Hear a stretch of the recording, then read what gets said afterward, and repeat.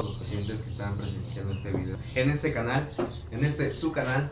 Bien, en este canal hablaremos todos los temas acerca de la probabilidad, donde empezaremos abarcando ciertos temas que llevarán como ciertas características para que ustedes como suscriptores o como los que estén viendo este video, pues tengan ciertos aprendizajes.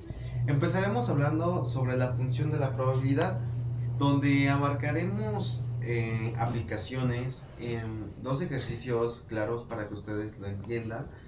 Y el concepto no es más que nada que es cuando es la probabilidad de que algo suceda en un cierto tiempo, o por ejemplo cuando nosotros queremos calcular la probabilidad de algo, de cierto fenómeno, pues tenemos que sacar cierto como probabilidad, un cierto porcentaje, cierto decimal, cierta fracción, para nosotros saber si es que va a suceder o si es que no va a suceder cierto evento o suceso.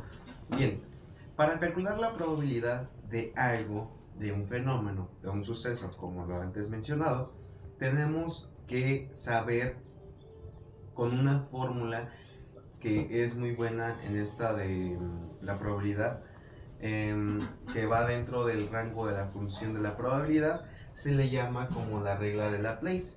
Esta regla de Laplace que nos dice o que nos da para nosotros como darnos a entender que esta nos va a dar la fracción, podemos sacar fracción, decimal, porcentaje incluso, donde vamos a saber si las cosas que estamos queriendo saber van a suceder sí o van a suceder no.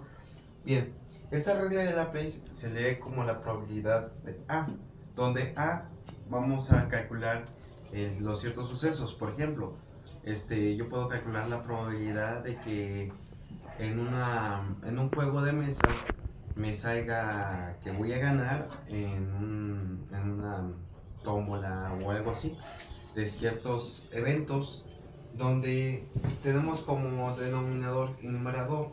En el numerador tenemos el número de casos favorables y en el denominador el número de casos posibles. Aquí vamos a poner en la probabilidad del número de casos favorables lo que tengamos, lo que quieramos calcular. Ejemplo, yo para hacerlo más sencillo y más fácil y para que ustedes lo comprendan, yo traje aquí un dadito pequeño.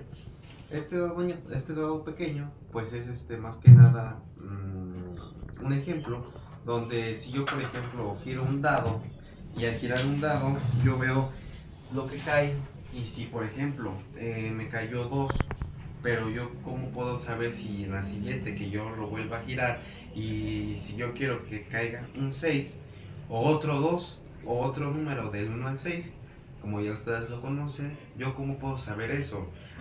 Es donde entra la regla de Laplace. Esta regla de Laplace nos puede ayudar a resolver este suceso. Ejemplo, en el número de casos favorables tenemos que saber cuántos casos favorables hay en este dado. Si yo quiero que caiga en si aviento el dado y yo quiero que me caiga un número 6, pues yo debo de saber cuántos números de casos favorables hay. Y yo nada más veo en este dado uno que dice 6. Entonces, por obviedad, nada más tenemos un número de casos favorables. Entonces, si yo pongo aquí que tenemos un 1 de casos favorables y el número de casos posibles, pues puede ser un 1, un 2, un 3, un 4, un 5 o un 6. Entonces tenemos 6 casos favorables. Entonces, por obviedad, aquí abajito ponemos el número 6. Entonces tenemos un sexto de probabilidad de que nos salga un 6. Eso también lo podemos pasar a fracción. Bueno, ya está en fracción, perdón. Podemos pasar a decimal. ¿Cómo? Pues dividiendo el 1 con el 6. 6 entre de 1. Bien. Hacemos la comprobación, hacemos la operación, perdón. Pues es 0. Aquí se baja el 1. Punto 1, perdón. Es 4. 40. 6 son 4, 40 y es un 6 repetitivo, ¿no? Entonces es 0.166.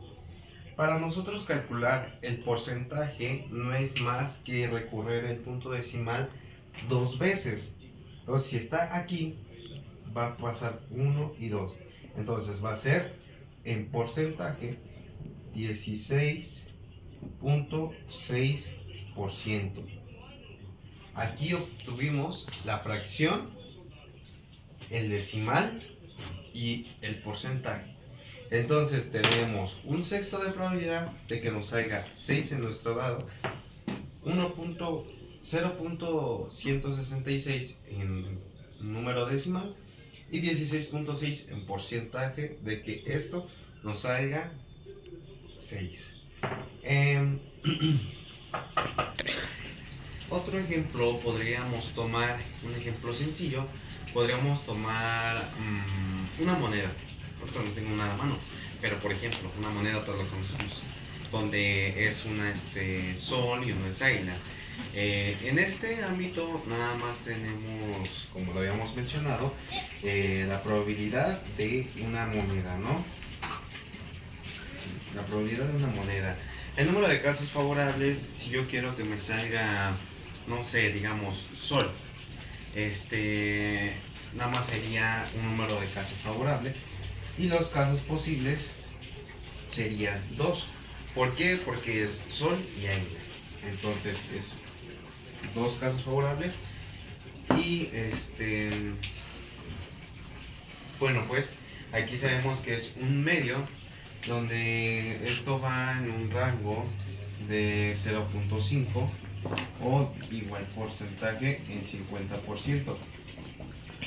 Ok, entonces tenemos el 50% de que al lanzar yo una moneda, esta salga sol o salga águila, de igual manera. Como ustedes lo ven, la probabilidad no es más que nada saber si yo al hacer algo o al tal suceso o a tal cosa que yo haga, me salga la más alta probabilidad o la más baja probabilidad. Y a base de esto yo conocer si esto me conviene o no hacerlo.